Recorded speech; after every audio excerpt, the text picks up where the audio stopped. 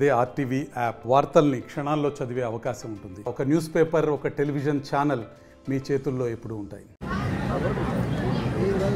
ఈరోజు మొట్టమొదటిగా కూటమి ప్రభుత్వానికి, ముఖ్యమంత్రి నారా చంద్రబాబు నాయుడు గారికి, ప్రత్యేకంగా లోకేష్ బాబు గారికి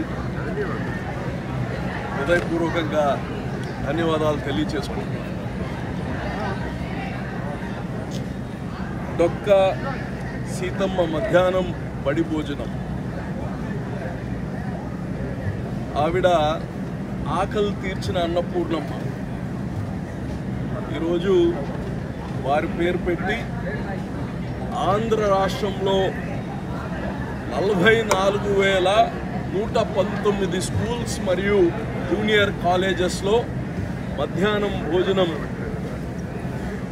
పోషక ఆహారాలు కూడిన న్యూట్రిషియస్ ఫుడ్, అలాగనే 33,81,000 మంది విద్యార్థులు. ఈరోజు ప్రభుత్వం ఎన్ని కష్టాల్లో ఉన్నా ఈ దేశ భవిష్యత్తు భావి తరాలకి ఇప్పుడు చదువుకుండే బిడ్డలు, భోజనం లేదని డ్రాప్అవుట్స్ అయిన పిల్లలు ఎంతోమంది ఉన్నారు. ఆ ఆహారం కానీ తినలేక, అంటే తల్లిదండ్రులు ఏర్పాటు చేయలేక పనులకు పోయేవాళ్ళు, డ్రాప్అవుట్స్ అయిన వాళ్ళు, వీళ్ళందరూ అలా కాదు. ఆహారం కోసం ఎవరు చదువులు మానకూడదు. ఒక నాణ్యమైన చదువు, దాంతోపాటు మధ్యాహ్నం వాళ్ళకి న్యూట్రిషియస్ ఫుడ్. ఈరోజు ఆ మెనూ కానీ చూస్తే ఎంత చక్కగా అలైన్ చేస్తున్నారు. 5 రోజులు పెడితే 5 రోజులు ఒక బాయిల్డ్ ఎగ్, కోడిగుడ్డు చిక్కి పెడుతున్నారు. ఏర్చనగ పప్పుది ప్రోటీన్ కోసం. చాలామంది ఎగ్ తినని వాళ్ళు ఉన్నా దాన్ని బ్యాలెన్స్ చేయడానికి ప్రోటీన్ మీకు పీనట్ చిక్ ఇస్తున్నారు. ఏర్చనగ ముద్ద అంటాం మనం. అలాగనే భోజనం కానీ ప్రాంతాల వారీగా ఒక్కొక్క ప్రాంతంలో ఒక్కొక్క ఐటమ్ ఇంపార్టెన్స్ ఉంటుంది. వాళ్ళ జనరల్గా ట్రెడిషనల్గా తినే ఆహార అలవాట్లు, దాన్ని బట్టి కానీ డిజైన్ చేశారు. 5 రోజులు కానీ మెనూ డిఫరెంట్గా, ఒకరోజు వెజిటేబుల్ బిర్యానీ, అలాగనే సాంబార్ రైస్ ఒకరోజు పులిహారు ఒకరోజు, అలాగా ప్రతిరోజు పొంగల్ ఒకరోజు, వెజిటేబుల్స్, ఇవన్నీ ఒక ప్లాన్గా న్యూట్రిషియస్ ఫుడ్గా అరేంజ్ చేస్తున్నారు. దీనికి కేంద్రము మరియు రాష్ట్రం కలిపి 1854 కోట్ల రూపాయలు ఇవ్వడం నిజంగా సంతోషకరం. మరి అలాగనే ఈ స్కూల్స్లో చదువుతుండే బిడ్డలందరికీ నేను కోరేది ఏంటంటే, మీకు అన్ని విధాలుగా ఈ ప్రభుత్వం మీకు సహకరిస్తాం. బాగా చదవండి, మంచి పేరు ప్రఖ్యాతలు తేండి, మీ తల్లిదండ్రులకి మంచి పేరు తేండి, ఈ రాష్ట్రానికి మంచి పేరు తేండి, ఈ దేశానికి మంచి పేరు తేండి. నేను ఈరోజు ప్రత్యేకంగా మన కమిషనర్ గారికి ఈ సందర్భంలో ధన్యవాదాలు తెలుపుతున్నాను. ఎందుకంటే ఈ రాష్ట్రంలోనే మున్సిపల్ కాలేజీ ఇది, ఎక్కడా లేదు ఇంకా మున్సిపల్ కాలేజ్. ఇప్పుడు మామూలుగా మున్సిపల్ కాలేజ్ కార్పొరేషన్ నుంచి చేసిన కాలేజు, ప్రభుత్వ కాలేజీ సపరేట్. జనరల్గా గవర్నమెంట్ ప్రభుత్వ కాలేజెస్కి మధ్యాహ్నం భోజనం అని ఇచ్చేసింది.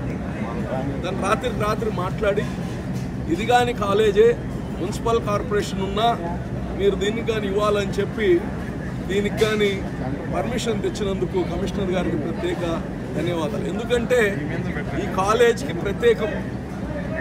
నారాయణ గారు మంత్రి ఉన్నప్పుడు, నేను మేయర్గా ఉన్నప్పుడు మున్సిపల్ కార్పొరేషన్ నుంచి పెట్టిన మొట్టమొదటి కాలేజ్.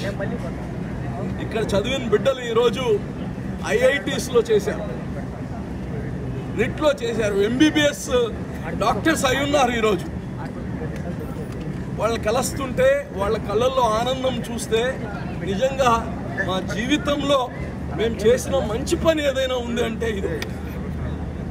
ఇలాగనే పిఎన్ఎం స్కూల్ కానీ పిఎన్ఎం కాలేజ్ చేసాం ఆడబిడ్డలకు మాత్రమే.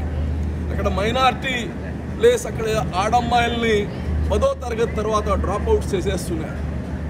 నారాయణ గారిని అడిగాను, ఒక కాలేజ్ పెడదాం, అక్కడ కంప్లీట్గా గర్ల్స్కి కాలేజ్ కావాలంటే అక్కడ ఆల్రెడీ హైయర్ ఎడ్యుకేషన్ స్కూల్ ఉండింది, అయితే అది బాయ్స్కి గర్ల్స్కి కలిపి ఉంది.